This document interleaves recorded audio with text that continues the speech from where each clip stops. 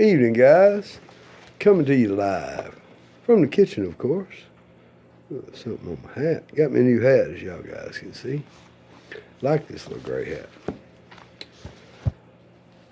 This evening, we're going to finish up the Hermus B Duyrea reading on Duray's Traveling Cox First Class. And we'll do a little recap shortly. But first, a couple things I want to talk about. My little buddy Jesse, he contacted me last night. He wanted to find out what books I was getting these out of, because some more people were interested in reading it for themselves. And so the Hermus B Duyrea Traveling to Cox First Class, Hermus B Duyrea, the reading we're on right now, it come out of the October of 2003 Gamecock, and it's got a picture of a gray cock that belonged to James Mac White on it, and so you can tell it's old. But now, it wasn't written in 2003. It was written by Gus Fristoff Sr. in August and September 1978. It's a reprint of his writing, of his stuff. Is when it was done. And the Clarets, which was the video before it, that the readings before it, that refers to the same hen as is in this reading, was the mother of the Clarets. It come from it was a January of 06 Feathered Warrior, and there it is, January of 06 Feathered Warrior, and it was the red and white Clarets. Same fowl, foundation female, was actually the title of the reading. And the breeding of John H. Madigan, as bred by Gus Fristoff in Austin, Texas. And it was a reprint of 40 Years with These Fighting Cocks. Copyright was in 1929, written by A.P. O'Connor. The Claret Story, written in 1945 by A.P. O'Connell, as well as a basis of the breeding of the game fowl in 1941, written by A.P. O'Connell, contains 15 photostat copies of the Colonel Madigan's letters, which in his own handwriting to prove the breeding charts. Okay, and the original Clarets, written by Gus Fristoff Sr., contains 21 letters written by Colonel Madigan as proof of this pedigree. So it's as plain as you can get it. It is the facts. Okay? All of my readings are going to come from the most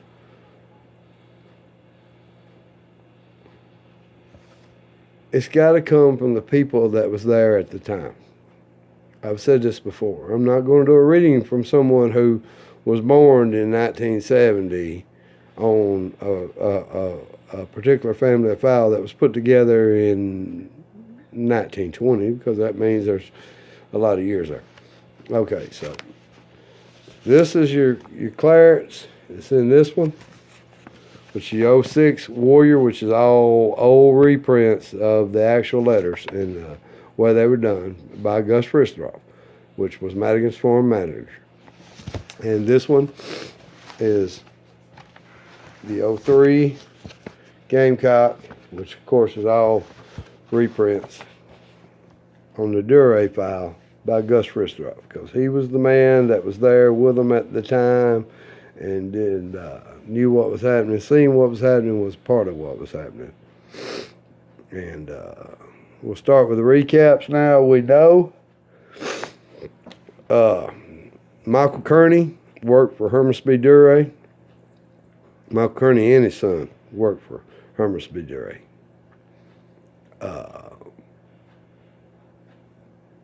Long-time employee of Mr. Duray's.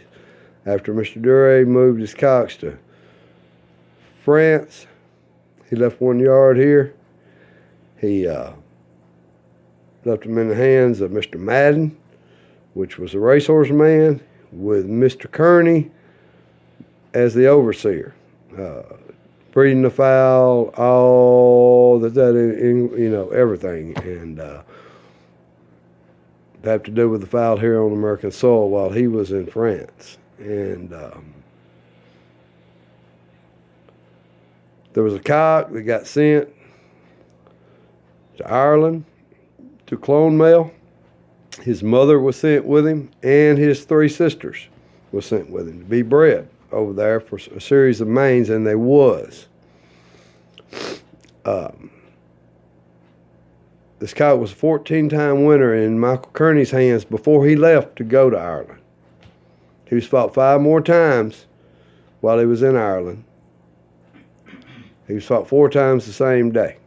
He was a 19-time winner. Then he was sent home with his mother and his sisters. They were sent back home after all these series of mains with their offspring. And he did some battles himself. Of course, he won 5 fights himself over there. And this cock was sent home. His mother was sent home and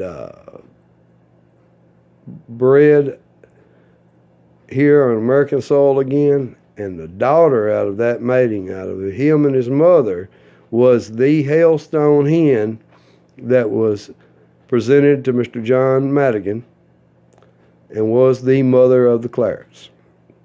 And she was a Hailstone-colored brown, red, yellow birchen hen cross, which is what the Duray chickens were. She was birchen colored, and she was Hailstone. And then there's one reference in the Claret, at the beginning of the Clarets, where Gus Fristroff refers to her as a white hackle hen, and that throwed everybody off. But I went back and researched it, and I found this other one, and I found exactly what she was. And the history on her, what her parents did. And it was outstanding. I mean, my God, they whooped everybody. What I might go ahead and add is there was a big falling out between Clone Male and Duray because Clone Male made the mains. He made them in long heels over there. And Duray never had fought his cocks anything but 1 1/4 spur, short, blunt spur. And Duray didn't want no part out of it. He backed out of it. He said his cocks wasn't suited for that.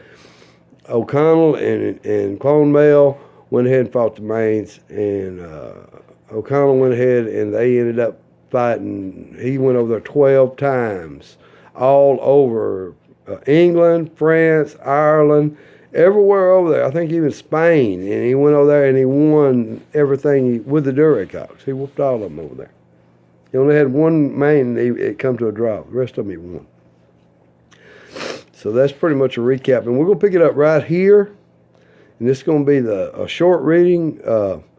It's going to talk about the demise of Kearney and Duray. And it's going to talk about what happened with Kearney. And it's going to open your eyes on a lot of these other families that came from the Duray fowl that everybody assumed come from a white hackle strand. This is going to be the one that drives the nail in the coffin, so to speak, for a lot of the people that believe some of the other families are carrying white hackle. We already know the Clarets ain't. We already know the Duray cocks didn't contain any. We already know the Kearney fowl was not containing any white hackle. And so here we're going to go further on with Kearney. This is going to be the last reading, and this we'll finish it up. But this is probably going to be the most interesting reading to some of you guys, because some of you guys own fowl that we're going to talk about right now. I'm not going to give it away. We're going to go ahead and read it together.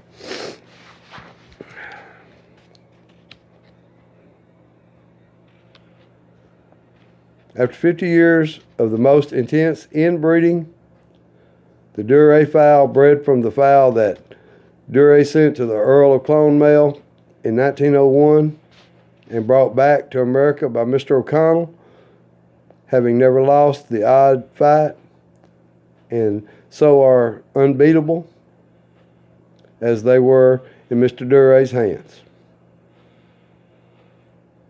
From 1901 to 1907, Mr. Madden, now this is the racehorse guy, Mr. Madden won 100% of his mains with the Duray strands. Then Kearney, thinking that Mr. Duray got his original birchen fowl from Frank Cooley, He was thinking. He didn't know. See, now he didn't ask Mr. Duray. He went up on his own to do something here, and this is fixing to hurt him. Of Watertown, Massachusetts, was bred to the hens at Madden's. So that's where they were keeping the Duray fowl, at Madden's Racehorse Farm. He had 200 pens built. The cock was a Boston Roundhead containing Jap blood. He added fresh blood without Mr. Duray's approval. Remember what we've talked about a bunch of times. The cross, from the first to the last, cost Madden over $35,000 in mains, which he lost to the Garth in Virginia. Harry Kearney fed and pitted the 5 mains. The Garth brothers were millionaire breeders of racehorses and racing fans. He bred some junk to these excuse my French, because it aggravates me just thinking about it, even though it's been 150 years ago. He went and got some junk and he bred it into these great Duray cocks, thinking he knew what Duray had done without asking him, without getting the facts. That's what you get for thinking sometimes. He did what 99% of the people I know in this business does. He messed up some good. He had good chickens, he messed them up. Let's see where it went from there. When Mr. Duray returned from France and found that his strand, which he had placed with Mr. Madden, had been ruined, they decided to let Harry Kearney have them. That's the son of Michael Kearney. He had been winning small mains for Sandy Hatch. Bingo. For Sandy Hatch. For you people that don't know who Sandy Hatch was the man that they named the Hatch fowl after. The Hatch fowl carried Sandy Hatch's last name. That was his name, Sandy Hatch. That was his Christian name. Consisting of 200 cocks, stags, and about a dozen hens and pullets. Years later, Hatch sold them to C.C. Cook, a millionaire, for a lot of money. E.W. Law drew up the contract of sale and obtained half interest in the Hatch fowl. Bam. There goes your Hatch. It probably has a lot to do with the wine that some people have. Pecan Hatch fowl. Because this cock had Jap in him, remember? He was from Frank Cooley. He wasn't a Duray cock. He crossed that cock into them Durays, and what he did is he added that fresh blood to them, made them a cross while they would jump. Well, you know some of them come pecan. They had Jap in them. Hatch ended up with them. Everybody's always said the Hatch was a brown, red, white hackle cross. No, he wasn't. That's the reason so many hatches so much different. You have 30 different hatch families. They'll all be different.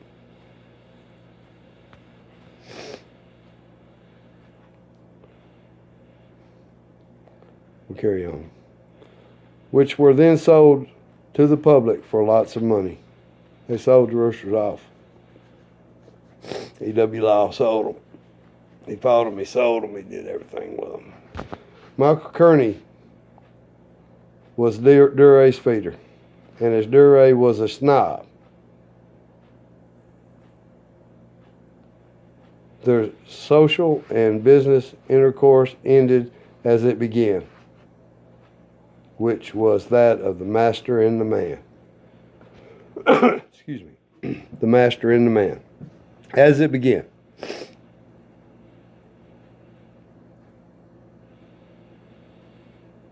Michael Kearney, in my eyes, and you might think I'm wrong, and a lot of you I call it Betrayal.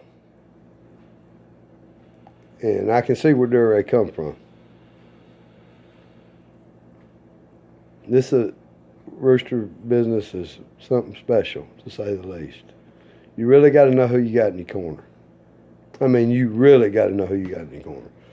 Mr. Duray trusted this man. He trusted him with everything he had here. Thank God Mr. Duray still had chickens in France. Thank God. Everything he had here on American soil, he trusted him with.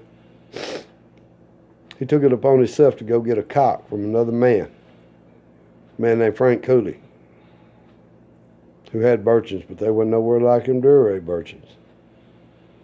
He bred them into them. They had Jap blood in them. Ruined them. Didn't win another main.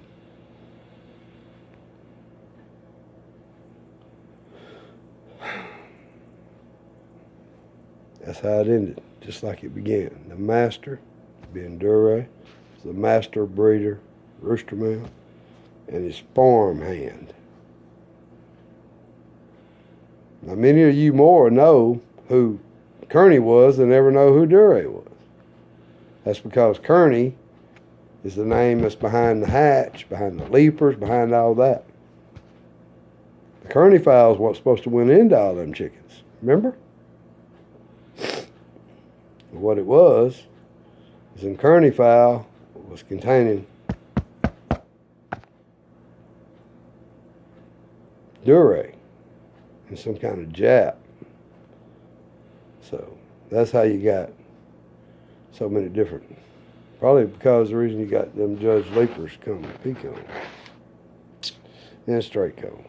Probably a lot of them other hats too. I probably own some of them the same way. Good chickens. They wasn't them Duray chickens. We'll finish it up. Duray's mains were fought only with men of his own social class, which included millionaires and turf men, etc. In other words, Duray wasn't fighting little small mains with. He was only going to fight with his equals. He could not have kept that family anymore. He seen that. He realized it. Because the competition level wasn't going to allow him to. That he chose to circle him, to run him. And it's like I told a lot of these old boys here, and I have told them my whole life, we don't fight no more back when it was legal. If you win in 95% your fights, you get on here and say you do. Every year, you're fighting in the wrong competition. You need to go to a little deeper water. You picking no easy Joe. Mr. Duray wasn't going to do that. He wasn't going to go down. So what he did was he went, I'm sure he went back and got his stuff from France. But he got rid of Michael Kearney. I can guarantee you that. Michael Kearney had to go along with them Frank Cooley Birchins that got bred into him. That being said, let's go end this here and we'll chat a few minutes. That's how that ended. That's going to explain a lot. Your hatch chickens had Duray in them. They had a little Jap in them too. Some of them did. And we'll do hatch, and we'll see how it runs parallel with this. I got one more on Duray. I'll do it. I'm not going to do it next. It's the one where Duray obtained, first got the fowl. It's real funny, real short. It's a real good one. It tells how he bred them in the beginning. I had a couple of my followers that messaged me asking me how come I hated white hackles so bad. That why I was always down in white hackles. Well, I'm not down in white hackles. I'm just telling y'all the truth. Two of the most popular white hackle breeds I've just proven to you was not containing any white hackle at all.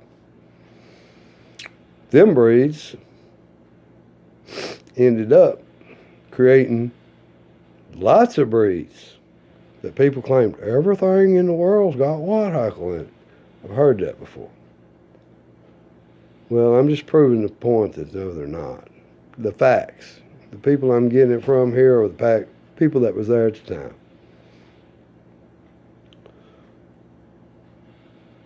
So I don't hate a white hackle. I don't hate any family of chickens. But I am going to call it straight. If it hurts your feelings, I mean, hey, you know, I'm sorry. You were told wrong. Don't be mad at me. Be mad at the person that told you the story that got told to them, more than likely. From some guy that was probably born about the same time I was and didn't do no research on it. He just heard it from somewhere else. I've heard that my whole life. I heard that same thing when I was a kid. All hatch chickens are half white hackle and half brown red, says the strand. I've heard that so many times. Then when I got familiar with Duray white hackles, Kearney white hackles, they ain't got no white hackle in them. It ain't that I'm mad at white hackles. I care less. I don't own white hackles. Don't bother me. Wouldn't own one. That's just my personal preference. Everybody has their personal preference. But the truth is the truth. And most of these strands was made with Duray fowl, not white hackle fowl. Now my boys over across the pond, my friends and the ones that call me cousin, they don't want to talk about Duray fowl too much. They like to talk about white hackle. You know why? Because they still, and I love them. God, I love you guys. So I know you're going to be mad at me for saying this. But y'all still ass hurt because Duray got traveled them cocks all the way from America and went over there and put his foot in y'all's ancestors' ass with them. I had to say that. But it's true. And they got some awful good white hackles over there. But they wasn't good as them Duray cocks. But my buddy Jesse, he wanted me to get that for him. I think there's another guy that does some stories somewhere that him and them, they was in kind of a little argument, and the guy said, I'd love to see what you're talking about. Well, there it is. Just do your research. You can read it from the man himself. You can read the same thing I read in them two books. Y'all give me something on what y'all want next. I'll try to find it for you. Don't give me something recent. I don't want to hear about I don't want to read about Gene Brown. I don't want to read about Carol Neal Smith. I want to read about somebody that was back yonder. That was in the beginning. And let's do something that's fun. We did them Wisconsin shufflers, and we did the Durays, we did the Clarets, we did the regular Grays. So y'all give me something y'all like, and I like. We'll all do it. We'll do another one. I'll find it. I'll find the most reputable guy, and we'll go with it.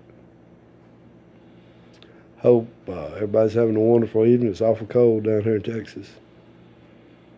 God bless you. Good evening.